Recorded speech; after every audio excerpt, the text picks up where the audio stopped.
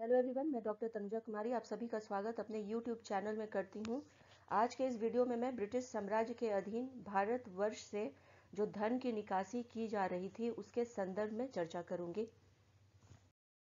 धन की निकासी के संदर्भ में जब हम अध्ययन करते हैं तब हम देखते हैं कि इसका तात्पर्य ब्रिटिश शासन के अधीन भारत से भारतीय धन एवं संपदा का इंग्लैंड में जाना और प्रतिफल में भारत को कुछ भी नहीं प्राप्त होना से रहा है। धन की निकासी के संदर्भ में भारतवासियों में जागरूकता लाने का श्रेय दादा भाई नौरोजी को जाता है, जिन्हें हम grand old man of India के नाम से जानते हैं तथा उन्हें ग्लैडस्टोन और अनऑफिशियल एम्बेसडर ऑफ इंडिया के नाम से भी जाना जाता है, जो 1893 से 1895 के बीच United Kingdom House of Commons में संसद सदस्य भी रहे थे। यही नहीं, उन्होंने 1867 में इंग्लैंड में ईस्ट इंडिया एसोसिएशन की स्थापना भी की थी। दादा भाई नौरोजी को भारतीय राष्ट्रीय कांग्रेस में 3 बार 1886, 1893 और 1906 में अध्यक्ष बनाया गया था। 1895 में उन्हें royal commission of Indian expenditure में सदस्य के रूप में चयनित किया गया था। दादा भाई नौरोजी को लॉर्ड सैलिसबरी ने ब्लैक मैन कहकर संबोधित किया था। दादा भाई नौरोजी ने सर्वप्रथम इंग्लैंड्स डेब्ट टू इंडिया नाम से के अपने एक लेख में धन निकासी के संदर्भ में अपने विचारों को प्रकट किया था। दादा भाई नौरोजी ने यह स्पष्ट किया कि भारत में गरीबी के कारण आंतरिक नहीं है, बल्कि भारत की गरीबी औपनिवेशिक शासन के कारण हुई है, जो भारत की संपदा और समृद्धि को कम कर रहा है। अब आगे मैं विस्तार से धन की निकासी के संदर्भ में महत्वपूर्ण तथ्यों पर चर्चा करूंगी तथा साथ ही साथ धन की निकासी के संदर्भ में विभिन्न स्रोतों जिनका प्रयोग ब्रिटिश साम्राज्य के द्वारा किया गया था उस पर भी प्रकाश डालूंगी। अगर हम भारत के संदर्भ में धन की निकासी के इतिहास का अवलोकन करें तो हम यह देखते हैं कि धन की निकासी की व्यवस्था प्लासी के युद्ध के पश्चात प्रारंभ हो गई थी। धन की निकासी के लिए राष्ट्रवादी परिभाषा में इसका तात्पर्य भारत से धन संपत्ति एवं माल का इंग्लैंड में भेजा जाना रहा था तथा जिसके प्रतिफल में भारत को इसके समतुल्य कोई भी आर्थिक, वाणिज्यिक या भौतिक प्रतिलाभ प्राप्त नहीं हो रहा था और इस प्रकार राष्ट्रवादी परिभाषा में धन की निकासी भारत की निर्धनता के लिए मुख्य रूप से जिम्मेदार मानी गई थी। धन की निकासी के संदर्भ में सर्वप्रथम 2 मई 1867 में लंदन में आयोजित ईस्ट इंडिया एसोसिएशन की बैठक में दादा भाई नौरोजी के द्वारा एक लेख प्रस्तुत किया गया जिसका शीर्षक था इंग्लैंड्स डेब्ट टू इंडिया। अपने व्याख्यान में दादा भाई नौरोजी के द्वारा यह स्पष्ट किया गया कि किस प्रकार ब्रिटिश साम्राज्य के अधीन भारत का आर्थिक दोहन किया जा रहा है तथा प्रतिफल में भारत को कुछ भी प्राप्त नहीं हो रहा है। उन्होंने अपने संबोधन में यह स्पष्ट कर दिया कि ब्रिटिश सरकार अपने शासन की कीमत पर भारत की धन और संपदा का शोषण कर रही है। उन्होंने अपने विचारों में इस बात का भी जिक्र किया कि भारत में वसूल किए जा रहे राजस्व का 1/4 भाग भारत से बाहर चला जा रहा है और इस प्रकार भारत का लगातार आर्थिक शोषण किया जा रहा है। दादा भाई नौरोजी ने ब्रिटिश साम्राज्य द्वारा भारत से धन की निकासी के संदर्भ में अपने विचारों को 1876 में प्रकाशित अपनी रचना the wants and means of India में प्रस्तुत किया था, जिसमें उन्होंने स्पष्ट किया कि भारत की आर्थिक स्थिति ब्रिटिश साम्राज्य में किस प्रकार से शोषित हो रही है। भारत से ब्रिटिश साम्राज्य द्वारा किए जा रहे धन की निकासी के संदर्भ में एक बार फिर से दादा भाई नौरोजी ने अपने विचारों को 1871 में प्रकाशित अपनी कृति on the commerce of India में प्रस्तुत किया था। धन की निकासी के संदर्भ में दादा भाई नौरोजी ने 1901 में प्रकाशित अपनी पुस्तक poverty and un British rule in India में विस्तार से धन की निकासी के द्वारा भारत के आर्थिक शोषण की समस्या पर अपने विचारों को रखा था, जिसमें उन्होंने स्पष्ट किया कि किस प्रकार ब्रिटिश साम्राज्य के अंतर्गत भारत में एक आर्थिक कुचक्र चलाया जा रहा है। दादा भाई नौरोजी ने इस पुस्तक में इस बात का उल्लेख किया कि धन की निकासी के कारण भारत में प्रति व्यक्ति आय मात्र 20 रुपये रह गया है। दादा भाई नौरोजी ने धन की निकासी के संदर्भ में अपने विचारों को रखते हुए कहा कि धन की निकासी ही समस्त बुराइयों की जड़ है और भारत की गरीबी का मुख्य कारण है। उन्होंने धन की निकासी को ईवल ऑफ ऑल ईवल्स की संज्ञा दी थी।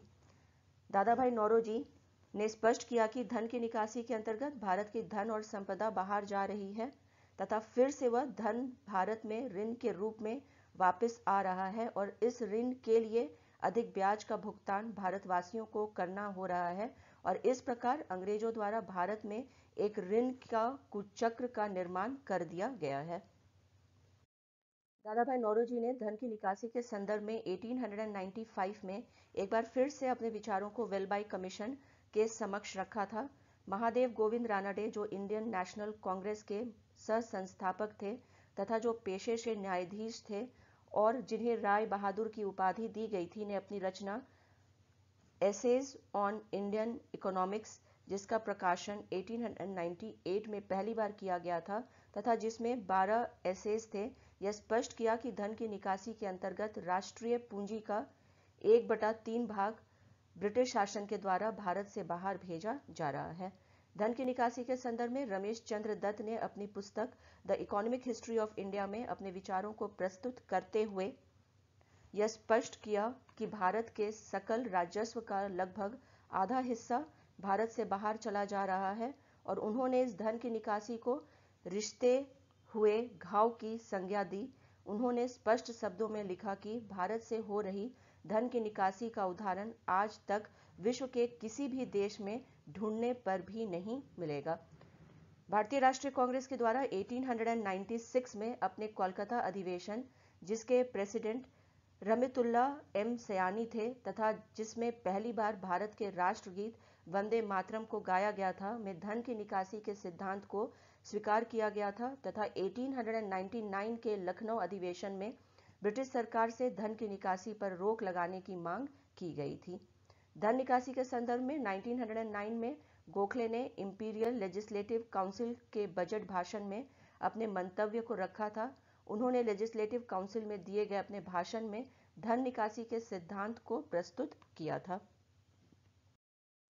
आइए अब हम कॉम्पिटिटिव एग्जाम्स कॉर्नर में यह देखें कि प्रतियोगी परीक्षाओं में धन की निकासी और दादा भाई नौरोजी के संदर्भ में कौन से प्रश्न पूछे जाते हैं। सबसे पहला प्रश्न यह इससे बनता है कि दादा भाई नौरोजी को किन किन नामों से पुकारा जाता है। तो इन्हें हम देखते हैं कि grand old man of India के नाम से जाना जाता है।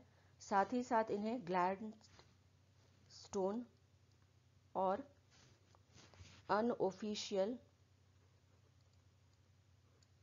एम्बेसडर ऑफ इंडिया भी कहा जाता है।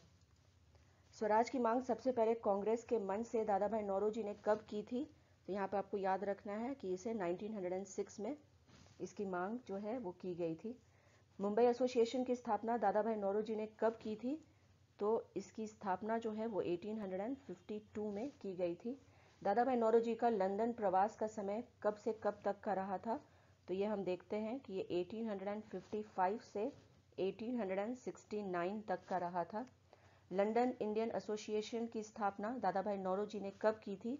तो यहाँ पर आपको याद रखना है कि इसकी स्थापना जो है वो 1865 में हुई थी।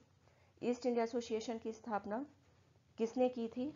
तो इसकी स्थापना जो है वो दादा भाई नौरोजी ने की थी और कब की थी। तो इसकी स्थापना जो है वो 1867 में हुई थी।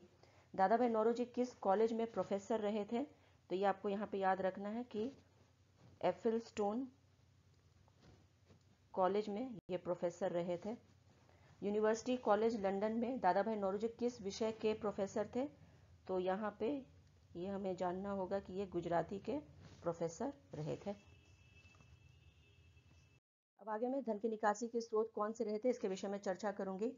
ब्रिटिश सरकार के द्वारा भारत से विभिन्न स्रोतों से धन की निकासी करने का कार्य किया गया था और इन विभिन्न स्रोतों से एकत्रित धन को ब्रिटेन भेज दिया जाता था, जहां उसी धन से भारत को कर्ज दिया जाता था और भारत को इस कर्ज और इस कर्ज के ब्याज को चुकाने के दुष्चक्र में डाल दिया गया था। ब्रिटिश सरकार के द्वारा धन की निकासी के लिए समय समय पर विभिन्न उपायों का इस्तेमाल किया गया था। दूसरे शब्दों में हम कह सकते हैं कि धन की निकासी के लिए ब्रिटिश सरकार ने कई स्रोतों का सहारा लिया था, जिनमें से प्रमुख स्रोत इस प्रकार से रहे थे। ब्रिटिश सरकार ने भारत से धन की निकासी करने के लिए यह व्यवस्था लागू की थी कि इंग्लैंड के कारखानों के लिए कच्चे माल का निर्माण भारत में किया जाएगा, जिससे कि कम कीमत देकर कच्चे माल को खरीदकर ब्रिटेन भेजा जा सके। भारत से धन की निकासी के लिए ब्रिटिश सरकार के द्वारा ऐसी आयात निर्यात नीति का निर्माण किया गया था जिससे अधिक से अधिक धन का निर्गमन जो है वो भारत से इंग्लैंड की ओर संभव हो सके। नेक्स्ट यहाँ पे यदि और जो स्रोत रहे थे उसके विषय में यदि हम बात करें तो हम ये देखते हैं कि धन की निकासी को अधिक से अधिक करने के लिए ब्रिटिश सरकार के द्वारा कर की ऐसी व्यवस्था लागू की गई जिससे कि नागरिकों से अधिक कर वसूल किया जा सके। ब्रिटिश सरकार के द्वारा भारत से अधिक धन की निकासी को संभव बनाने के लिए कृषि का वाणिज्यीकरण कर दिया गया था, जिससे किसानों का शोषण हुआ था और कृषि का लाभ ब्रिटिश सरकार के खजाने में चला जा रहा था। ब्रिटिश सरकार के द्वारा अपने अवकाश प्राप्त सैनिक और असैनिक अधिकारियों को पेंशन प्रदान किया जाता था, जो अवकाश प्राप्त करने के बाद इंग्लैंड चले गए थे, और इससे एक बड़ी धनराशि का भारत से इंग्लैंड की ओर बहिर्गमन हो रहा था। भारत में रहने वाले अधिकांश ब्रिटिश अधिकारियों के परिवार के सदस्य इंग्लैंड में रहते थे और ब्रिटिश अधिकारियों के द्वारा अपने परिवार के सदस्यों और सगे संबंधियों के लिए एक बड़ी धनराशि भारत से इंग्लैंड भेजी जा रही थी। धन की निकासी के संदर्भ में एक और महत्वपूर्ण तथ्य यह है कि ब्रिटिश सरकार के द्वारा भारत में अपने साम्राज्य के विस्तार के लिए जो धन खर्च किया जाता था वह काफी अधिक था और इसके लिए कंपनी के द्वारा ब्रिटेन की सरकार से ऋण लिया जाता था और उस ऋण की राशि के मूलधन और ब्याज का भुगतान कंपनी इंग्लैंड की सरकार को करती थी और इस प्रकार भारत से एकत्रित किया गया धन इंग्लैंड जा रहा था। 1857 में यह ऋण 6 करोड़ 90 लाख पाउंड था जो कंपनी को ब्रिटेन की सरकार को भुगतान करना होता था। भारत से धन की निकासी का एक और स्रोत ब्रिटिश कंपनी के व्यापारिक गतिविधि से प्राप्त लाभ था जिसे एकत्रित कर इंग्लैंड भेजा जा रहा था। धन की निकासी अधिक से अधिक संभव हो सके इसलिए कंपनी के द्वारा भारतवर्ष में लगान की दर में निरंतर वृद्धि की गई थी, जिससे कृषि आय का एक बड़ा भाग लगान के रूप में प्राप्त कर इंग्लैंड भेजना संभव हो सका था। धन की निकासी के संदर्भ में एक अन्य महत्वपूर्ण स्रोत नमक का व्यापार रहा था, क्योंकि नमक के व्यापार पर कंपनी का एकाधिकार रहा था और इस एकाधिकार का लाभ उठाकर कंपनी नमक के मूल्य में लगातार वृद्धि करती जा रही थी। 1833 में नमक का बाजार मूल्य उसके उत्पादन मूल्य से 1200 से 2000 रुपये तक अधिक था। भारत से धन की निकासी का एक स्रोत कंपनी के अधिकारियों का उच्च वेतन भी रहा था। गवर्नर जनरल का वेतन 20,000 रुपया प्रति महीना था। वहीं सैनिक पदाधिकारियों का वेतन समकालीन इंग्लैंड के पदाधिकारियों से कई गुना अधिक था और इस प्रकार एक बड़ी राशि वेतन के रूप में इंग्लैंड के अधिकारियों के द्वारा प्राप्त की जा रही थी, जिसका एक बड़ा हिस्सा वे इंग्लैंड भेज रहे थे। धन की निकासी का एक स्रोत ईस्ट इंडिया कंपनी के भागीदारों का लाभांश भी था। 1833 में चार्टर एक्ट में यह प्रावधान कर दिया गया था कि कंपनी के भागीदारों को भारतीय राजस्व में से 1874 तक 6,30,000 पाउंड का वार्षिक भुगतान किया जाएगा। धन की निकासी का एक और स्रोत जो हम कह सकते हैं वो ये था कि कंपनी के जो शेयर थे वो भी एक स्रोत के तौर पे हमारे समक्ष आते हैं और यही कारण है कि 1874 में 45 लाख पाउंड का ऋण लिया गया था, जिससे कि कंपनी के शेयर सरकार दुगने भाव पर खरीद सके और इस ऋण का ब्याज भी बढ़ता चला गया था।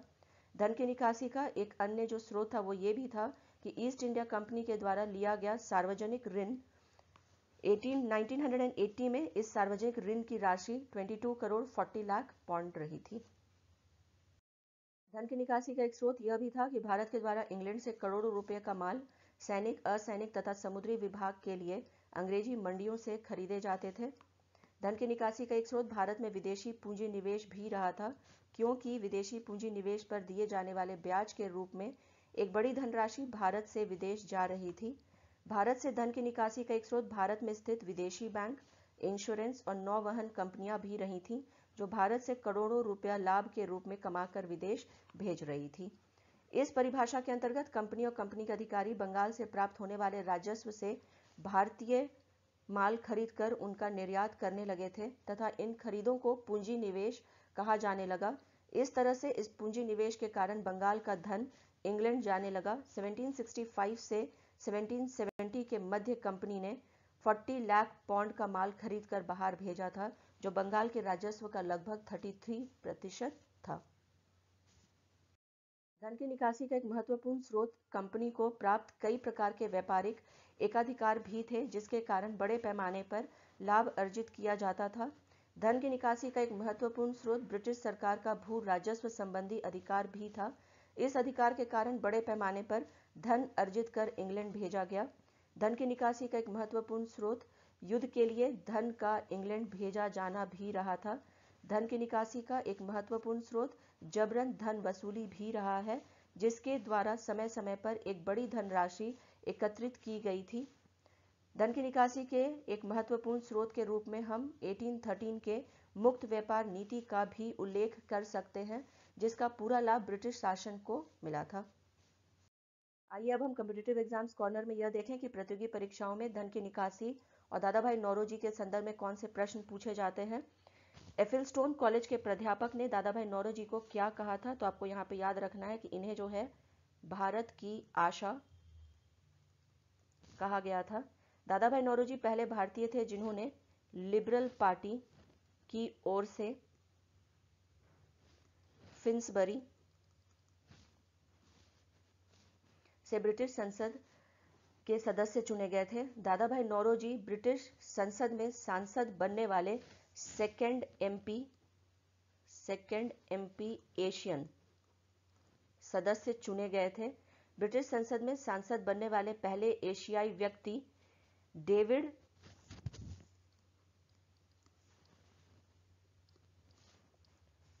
ऑक्टलोनी डाइस सॉम्बर रहे थे। दादा भाई नौरोजी के किस पुस्तक को ड्रेन ऑफ वेल्थ के सिद्धांत के लिए याद किया जाता है, तो उनकी जो पुस्तक है poverty and un-British rule in India, ये रहा है। दादा भाई नौरोजी अवार्ड कब प्रारंभ किया गया था, तो आपको याद रखना है कि ये जो अवार्ड है वो 2014 में इसका प्रारंभ किया गया था।